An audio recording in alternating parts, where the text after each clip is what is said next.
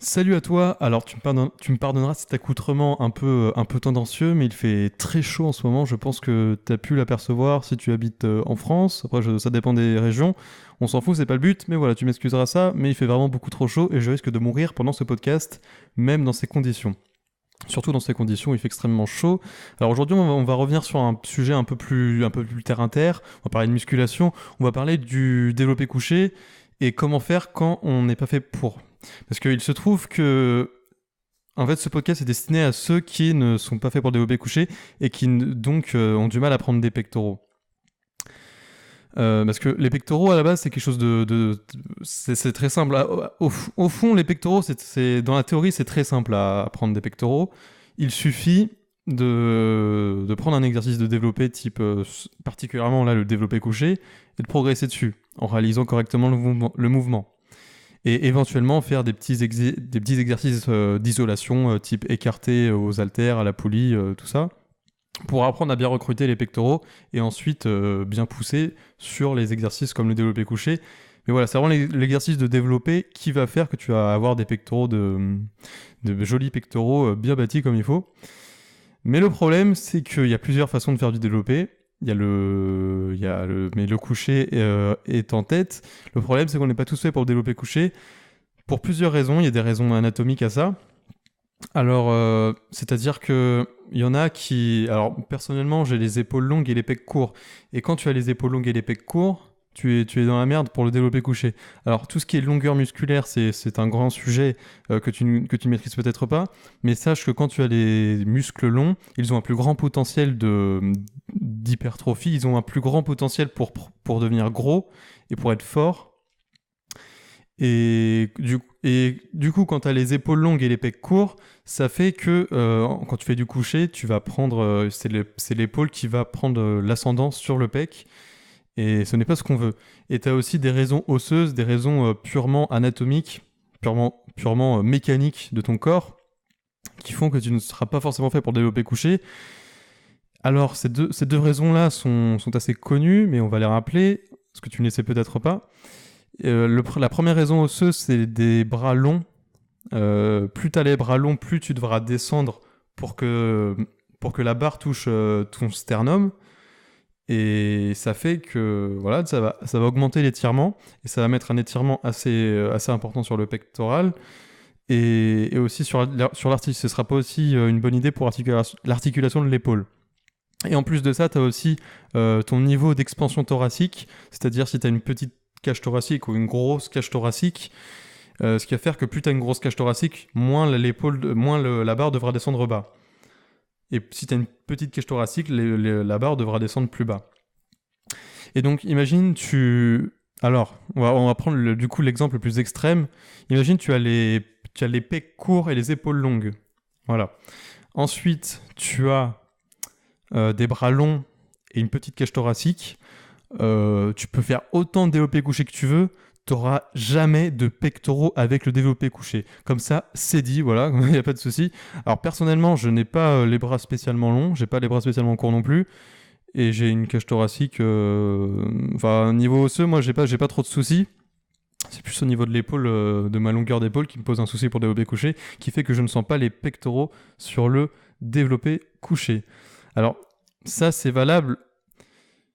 Alors, tu peux te plaindre que tu sentes pas les pecs au développé couché, mais déjà, il faut réaliser bien le mouvement. C'est-à-dire, on va faire un petit rappel quand même du mouvement du développé couché. Alors, il y a le conseil le plus important à savoir, c'est rétracter ses épaules en arrière et toujours les rétracter et pousser avec les épaules rétractées. Parce que si tu fais un mouvement d'épaule pendant ton développé, là, c'est normal que les épaules vont prendre. Moi, voilà, déjà, il y a ça, il y a aussi, après, avoir les pieds bien ancrés au sol, la cage sortie, évidemment. Quand tu sors les épaules en arrière et tu sors la cage. Euh, voilà, bon, c'est un peu les... Après, c'est très compliqué de raconter le développé couché. Mais avant de parler de si t'es fait pour ou pas, faut bien le faire, déjà, évidemment. Alors, voilà, je t'ai expliqué tout ça. Et maintenant, je vais t'expliquer la variante aux haltères. Alors, pour moi, c'est une fausse solution. Parce que je parle du développé couché haltère. Alors que j'ai beaucoup pratiqué, où je suis monté un peu en poids, etc. il y a quelques temps. il y a un an peut-être. Enfin bref, il y a un an, il y a quelques mois. Et alors c'est bien parce que ça augmente l'étirement. En fait, tu peux descendre bas et du coup ça augmente l'étirement au niveau de tes épaules, au niveau de tes pectoraux, mais aussi tes épaules. Voilà. Donc ça augmente l'étirement au niveau de tes pectoraux, ce qui fait que plus tu étires un muscle, plus tu vas le sentir, c'est logique. Mais le problème c'est que ça va aussi étirer ton deltoïde antérieur, l'avant de ton épaule. Ce qui fait que au final ça arrange pas les choses, c'est-à-dire que ouais, tu vas plus sentir tes pecs, mais tu vas aussi plus sentir tes deltoïdes. Donc au final, voilà ce que ça donne. Et il y a aussi un intérêt avec les haltères, c'est quand même le mouvement convergent. C'est-à-dire que quand tu as ton développé haltère, tu rapproches les mains à la fin et tu les écartes comme ça. Et il faut savoir que les pectoraux, ça sert à pousser, mais ça sert aussi à ramener les mains, à faire un mouvement convergent, à ramener les mains vers soi. Enfin, à ramener les mains, c'est comme quand tu fais un câlin à quelqu'un, tu vois. Du coup, voilà, c'est intéressant à ce niveau-là. Le problème à ça, c'est que c'est assez limité dans le sens où si tu veux monter en force et monter haut forcer vraiment sur le développé couché haltère, le mouvement convergent n'en aura plus rien à foutre. C'est-à-dire que personnellement, enfin, quand j'étais en fin de cycle, le développé couché haltère, je bourrinais et puis l'haltère il montait juste comme ça. Et ça marchait bien, mais bon, voilà, le mouvement convergent, il y a un moment, on s'en fout. Et le mouvement convergent, c'est bien quand tu fais du fitness, etc. Mais quand il faut forcer, ça ne marche plus. Du coup, voilà, le développé couché haltère, je suis même sûr que c'est une fausse solution et que ce n'est pas la vraie solution à ça. Alors la vraie solution, tu t'y attends peut-être, mais c'est le développé décliné. Alors le développé décliné, bon, je pense que tu vois à peu près à quoi ça ressemble, c'est-à-dire que contrairement au développé incliné, où tu as la tête qui monte, enfin, comment dire, où tu as le buste qui monte, là, le développé décliné, tu as le buste qui descend. Voilà. Alors, pourquoi c'est super le développé décliné pour les gens comme nous ? Surtout, on va prendre le cas le plus extrême que tu es peut-être, c'est-à-dire, tu te souviens du cas le plus extrême qu'on avait expliqué avant. Alors, musculairement parlant, c'est super parce que le fait d'être décliné, ça va désengager les épaules. Pas à 100% évidemment, on n'est pas non plus dans un conte fantastique, ce n'est pas Alice au pays des merveilles, mais ça désengage quand même beaucoup tes épaules et ça engage plus tes pectoraux. C'est plus dans le sens de leurs fibres en fait. Voilà, donc déjà ça c'est pas mal niveau musculaire. Alors niveau osseux, je t'avais expliqué le fait que ceux qui avaient des bras longs et une petite cage thoracique avaient pour toucher les pectoraux avec leur sternum. Alors bien sûr, toucher les pectoraux avec leur sternum, c'est un truc qu'il faut faire. Hein. Je veux dire, quand tu fais du développé couché barre ou du développé barre, n'importe lequel, il faut que la barre touche au sternum. Déjà, si tu veux faire si tu fais du comment. Parce qu'en fait, il y a deux façons de faire le développé couché ou incliné ou décliné. Tu as soit la version touch and go où la barre est sur les pecs et tu lances direct, et tu as la version à la claque où en fait, tu attends une seconde ou deux avant de repartir. Enfin voilà, je vois plein de gens qui ont fait. Je dis ça me paraît évident, mais je vois plein de gens en salle qui ne touchent pas les pecs à la barre ou à leur développé, ce qui n'est pas envisageable en fait. Et si tu manques d'amplitude, peut-être passe au décliné. Parce que voilà, du coup, j'en perds le fil, mais l'intérêt, tu remarqueras au développé décliné que ton amplitude est réduite parce que je sais pas comment expliquer ça, mais ton buste est plus haut. Voilà, ton buste est plus haut. C'est comme si tu faisais un gros pontage. Je sais pas si tu vois les powerlifters. Il y a certains powerlifters qui pontent énormément. Alors ponter, c'est quand ils arquent le dos. Et alors pour eux, l'intérêt d'arquer énormément le dos jusqu'à ressembler à une coupole, à un arc de cercle, ce qui n'est pas bon évidemment, mais voilà, ça réduit l'amplitude du mouvement. Et voilà, le développé décliné, ça fait ça de façon naturelle. C'est-à-dire que ça va toucher plus rapidement tes pectoraux. Ce qui fait que l'amplitude va être réduite, et du coup, si tu as les bras longs et une petite cage thoracique, là, ton amplitude sera correcte. Et tout ça, ça fait aussi évidemment que, articulairement parlant, c'est beaucoup mieux pour ton épaule. C'est beaucoup mieux pour l'articulation de ton épaule. Alors, l'articulation de l'épaule, en musculation, si tu ne le savais pas, c'est l'articulation qui prend le plus cher. Alors, le fait de pouvoir la sauver un petit peu avec le décliné, c'est pas mal, et c'est cadeau, ça fait plaisir. Il y a pas mal de personnes qui avaient des blessures aux épaules et qui ne pouvaient pas faire de développé couché et qui sont reportés sur le décliné, et ça allait mieux. Voilà, il y a vraiment ça, c'est clair et net. Le décliné peut te sauver les épaules. Alors, je te dis tout ça, mais le mieux c'est de tester. Personnellement, je me suis mis au décliné par hasard. Je me suis mis au décliné parce que. Pourquoi je me suis mis au décliné? Oui, parce que les bancs de coucher, tous les bancs de coucher étaient pris et ça me trottait un peu dans la tête. Et puis il y a quelques temps, voilà, je me suis dit, bon, bah, tous les bancs de coucher sont pris, je vais aller au décliné. Et dès les premières répétitions, j'ai senti un truc en mode, oh putain, ça fait du bien là, je sens plus mes épaules, je sens mes pecs, ça fait. Enfin, c'est agréable quoi, c'est agréable. Je sentais là où il fallait que ça travaille. Alors là, j'ai pas encore poncé le développé décliné, donc je peux pas encore dire jusqu'où ça peut aller.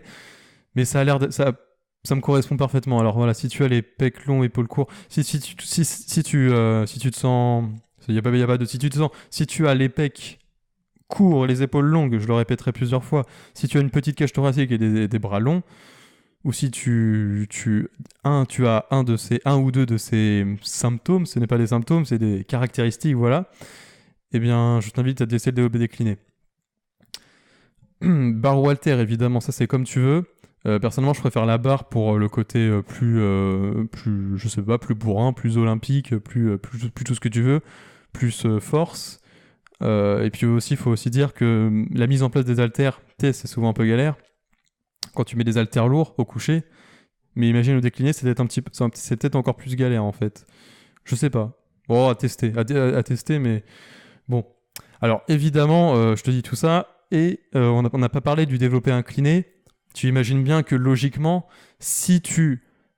oh mon dieu. Si tu as, encore une fois, je vais le répéter, le caractéristique du pire, c'est-à-dire pec court, épaules longues, long bras et petite cage, si tu fais du développé incliné, bon bah... voilà, tu auras juste des grosses épaules, quoi. Vraiment, tu vas tout prendre dans les épaules, ce qui fait que... voilà, je déconseille vraiment l'incliné pour la plupart des gens. Je le déconseille pas pour tout le monde, mais il faut savoir que si tu as les pecs courts et les épaules longues, tu risques pas de... Parce que l'incliné sur YouTube, c'est un peu quelque chose qu'on te dit beaucoup de faire pour avoir du haut de pec. Voilà, le haut de pec, c'est quelque chose, je sais pas pourquoi, mais tout le monde veut du haut de pec, alors que personne n'a de pec. Enfin, peu de gens ont des pecs, et tout le monde veut du haut de pec, ce qui n'est pas... ce qui est con. Et... Et voilà, je le déconseille parce que voilà, du coup, quand tu as les épaules longues et les pecs courts, tu peux dire au revoir. Il y a de fortes chances que tu n'auras jamais le haut des pectoraux. Voilà. Et c'est pas grave. Parce qu'il y a aussi le problème des gens qui disent que faut pas faire développer décliné parce que tu vas prendre dans le bas des pecs et on n'est jamais en retard du bas des pecs. Alors, c'est pas si magique que ça. Évidemment, t'imagines bien que tu n'isoles jamais complètement un faisceau du pec. Alors oui, c'est sûr que ça isolera le plus la partie basse, mais le truc c'est que c'est la partie basse que tu pourras le plus travailler en tant que pas facilité, en tant que personne que la nature n'a pas doté de pec fait pour le développé couché. Mais voilà, ce que je veux dire c'est que déjà abandonne si tu es dans un cas comme celui que j'ai pu évoquer. Abandonne l'idée d'avoir du haut de pec et concentre-toi sur avoir déjà. De toute façon, voilà, le haut de pec, tant que t'as pas d'épée, ça sert à rien. Quand t'as pas une bonne expérience, ça sert à rien. Donc on verra plus tard pour l'incliner, si tu es fait pour. Et le décliner, par contre, voilà, je te conseille vraiment de t'y mettre. Si t'en as marre du développé couché et que tu sens que tu n'es pas fait pour, ça peut t'aider à la barre ou aux haltères. Ça, c'est toi qui vois. Je peux pas te déconseiller les haltères. Et voilà, je pense qu'on a fait le tour de ce sujet, ma foi, fort intéressant, et j'espère que ça te servira en tant que pratiquant. Si tu ne t'es pas encore mieux décliné, c'est peut-être l'occasion de s'y mettre. Voilà. Donc je te souhaite une bonne journée, et je te dis à demain pour un nouveau podcast. Salut!